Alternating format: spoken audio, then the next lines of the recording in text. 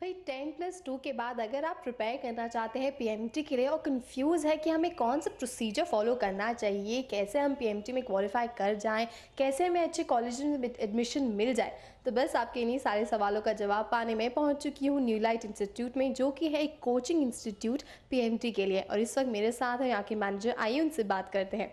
First of all welcome sir. Sir मैं आपका नाम जानना चाहूँगी। विनीत खरे। ऑलराइट मिस्टर विनीत, आप मुझे पहले तो बताइए कुछ अपने न्यू लाइट इंस्टीट्यूट के बारे में।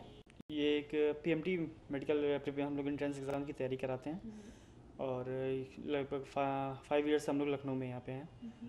और जो भी मेडिकल स्टूडेंट्स रहते हैं उनका रेगुलर बैचेस और रिवीजन बैचेस वगैरह पूरे साल की तैयारी कराते हैं। आपने अभी मुझे बोला कि 5 साल से हम लखनऊ में हैं, तो आपके कहीं और भी किसी और शहर में भी आपकी ब्रांचेस हैं?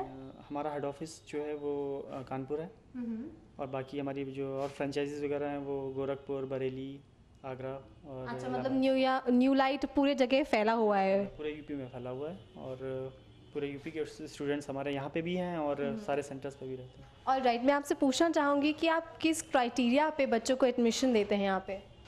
यहाँ पे जो 12th पास स्टूडेंट्स रहते हैं वो आते हैं यहाँ पे और कुछ फाउंडेशन वैसे भी रहते हैं जो 10 करने के बाद भी करते हैं। बाकी ज़्यादातर अधिकतर स्टूडेंट्स जो रहते हैं वो 12th के बाद ही आते हैं। फिर बात करी है 10th की और 12th के स्टूडेंट्स की, तो जनरली यही होता है कि 10th और 12th के स्टूडेंट्स स्पेशली लड़के बहुत ज़्यादा शरारती होते हैं, तो आप उन्हें कैसे मोटिवेट कर देते हैं कि भैया आप अपने गोल पे फोकस रहिए? नहीं, उसके लिए मोटिवेशन क्लासेस चलती रहती है हमारी और स्टूडेंट्स तो शैतानियाँ करते ही रहते हैं। बाकी उनसे जैसा है नेचर फ्रेंडली ही रहता है हम लोग का और मोटिवेशन क्लास जो होती रहती हैं बच्चों को बताया जाता है कि क्या उनके लिए सही है क्या गलत है, तो उससे। और एक और बात पूछना चाहूँगी, क्या आप यहाँ पे स्कूल जैसा माहौल रखते हैं?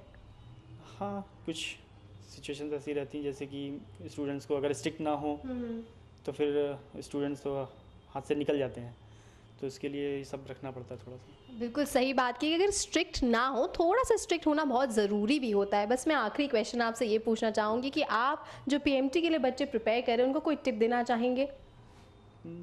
टिप्स यही हैं कि अपना रेगुलर पढ़ाई करें और न्यू लाइट से जैसे कि जुड़े अगर हैं तो यहाँ पे CPMT आफ्टर मतलब एग्ज़ाम तक यहाँ पे क्लासेस चलती हैं, तो क्लासेस को हमेशा अटेंड करें।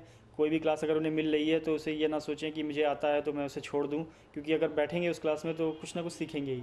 बाकी जो हमारी टेस्ट सीरीज़ वगैरह चलती हैं उनके टेस्ट वगैरह होते हैं, तो कहीं पे भी अगर टेस्ट सीरीज़ वगैरह या कुछ भी कर रहे हैं तो उसे हर टेस्ट को अटेंड करें कि वहाँ पर अगर 100-200 क्वेश्चन वो करेंगे और उसमें से अगर वो 100 भी सही करते हैं तो कम से कम आगे कभी भविष्य में अगर 100 क्वेश्चन वो कहीं पर भी एक फंसता है उनसे तो वो गलत नहीं होगा।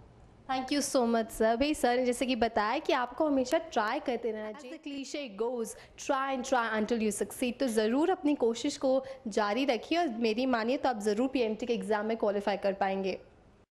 भावना कपूर, theNewsBond.com, लखनऊ।